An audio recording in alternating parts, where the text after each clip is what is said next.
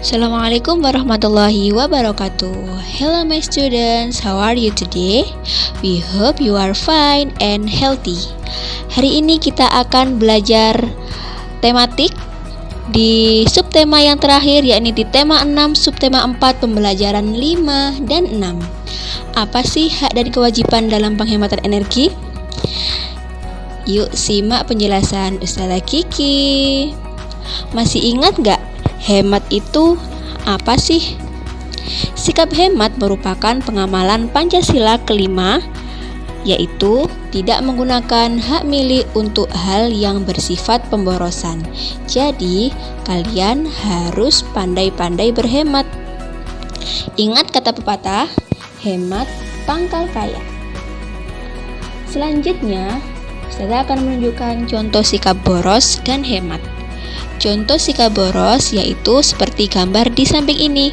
Gambar di samping ini ada gambar Edo yang sedang bermain air pet.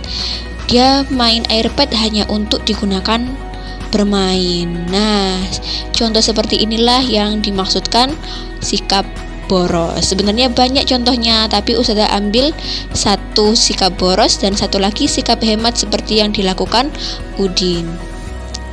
Di gambar di samping, Udin sedang mematikan keran air saat sudah tidak digunakan lagi. Kalian kalau di rumah juga harus seperti itu ya. Jika ada keran air yang sudah tidak digunakan, kalian bisa mematikannya agar kita bisa berhemat air. Nah, dalam rangka penghematan air, kita juga bisa memanfaatkan air hujan. Nah, saat ini kan seringkali turun hujan. Kita tidak hanya tidur aja di rumah, tapi bisa memanfaatkan hujan itu dengan cara apa? Dengan cara tada hujan.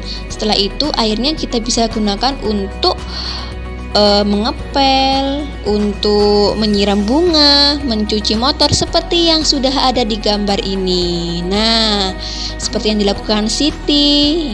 Nah, ini juga salah satu upaya untuk menghemat energi. Baik, seperti yang sudah ada di gambar ini, kita berhak memanfaatkan energi yang tersedia di alam. Misalnya, sudah ada energi listrik yang tersedia, kita berhak memanfaatkannya.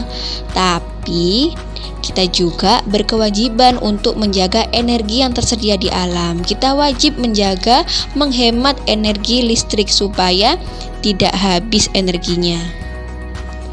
Langkah-langkah kecil kita untuk menghemat energi listrik bisa dengan cara mematikan TV yang sudah tidak digunakan dan juga mematikan alat-alat listrik yang ada di rumah ketika sudah tidak digunakan. Nah, kita harus melaksanakan hak dan kewajiban dalam menghemat energi. Hak dan kewajiban harus dikerjakan secara seimbang agar hidup bisa berjalan lancar. Nah, sebelum kita membahas lebih lanjut, apa sih kewajiban itu? Kewajiban itu merupakan sesuatu yang harus kita lakukan, seperti menjaga dan menghemat energi yang tersedia di alam. Kemudian kalau hak itu merupakan sesuatu yang kita dapatkan setelah mengerjakan kewajiban. Contohnya seperti menggunakan energi yang tersedia di alam. Begitu. Nah, untuk menghemat energi kita memerlukan kerjasama dengan orang lain. Untuk apa kita perlu kerjasama? Kita perlu kerjasama untuk saling mengingatkan dan kerjasama untuk mengerjakan. Seperti yang ada di gambar samping itu, ada Siti dan juga teman-temannya. Mereka sedang bekerja sama. Ketika bekerja sama, kita juga berhak mendapat saran untuk memperbaiki sikap. Kita berkewajiban melaksanakan saran yang diberikan. Selain itu, kita juga berkewajiban memberi saran yang baik untuk orang lain tentunya. Nah, sampai sini Ustazah kira sudah cukup jelas ya hak dan kewajiban dalam penghematan energi.